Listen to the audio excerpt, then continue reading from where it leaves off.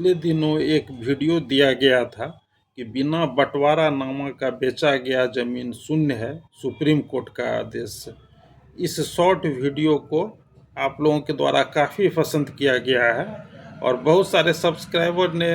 प्रश्न किया था क्या कि सर इसको विस्तार से बताया जाए, इसलिए इसी टॉपिक पे एक लॉन्ग वीडियो आप लोगों के बीच लाया जा रहा है कि बिना बंटवारानामा का बेचा गया जमीन शून्य है, सुप्रीम कोर्ट। क्योंकि बिना बंटवारानामा का यदि आप जमीन यदि खरीद लेते हैं और वह जमीन जिनसे आप खरीद रहे हैं उनके नाम पे नहीं है, उनके पिताजी के नाम पे हो सकता है, उनके दादाजी के नाम पे हो सकता है, उनके वंश में किसी के नाम पे हो सकता है, और वैसी स्थिति में आप जमीन खरीद ले रहे हैं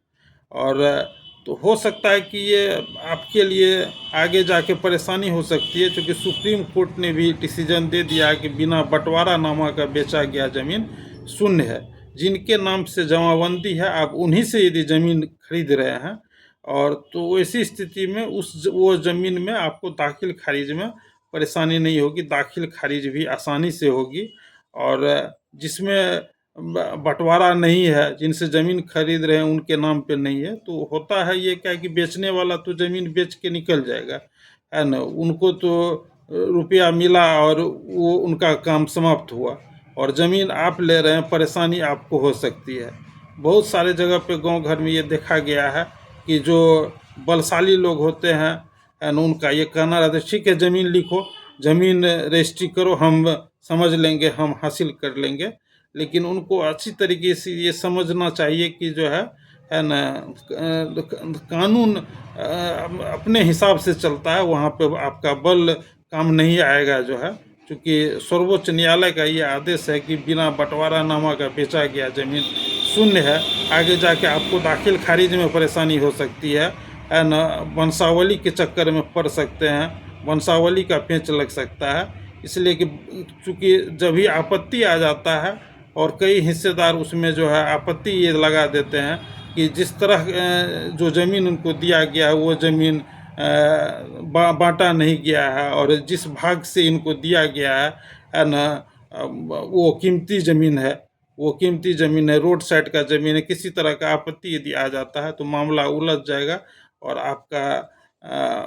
बरसों का जमा किया हुआ रुपया से जो आप ज़मीन खरीदते हैं उस ज़मीन में आपको जो है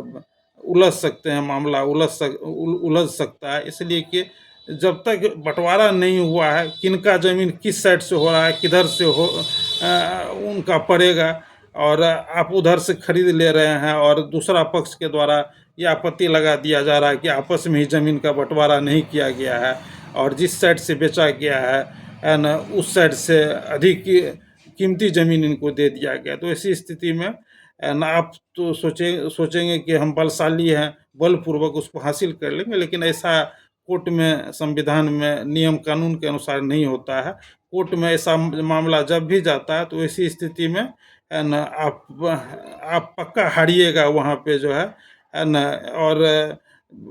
ऐसे ज़मीन खरीदने वालों को क्या कहा जा सकता है, ऐसी ज़मीन कहना तो नहीं चाहिए, लेकिन ऐसे बिना बंटवारा का ज़मीन यदि कोई खरीद रहा है तो समझिए वो बेवकूफ़ है, महाबेवकूफ़ है जो है ना। उनको जानकारी नहीं है, इसलिए आप ऐसे ज़मीन खरीदने से बचें। और जिनके नाम पे जमाबंदी है वो ज़मीन यदि आप खरीद रहे हैं तो समझिए वो बैंक अकाउंट की तरह होता है, एक अकाउंट से दूसरे अकाउंट में ट्रांसफ़र होता है। आपका जो है ज़मीन में किसी तरह का कोई विवाद नहीं होगा और तुरंत दाखिल खारिज भी होगी और आगे आपको किसी तरह का वंशावली, बंटवारानामा,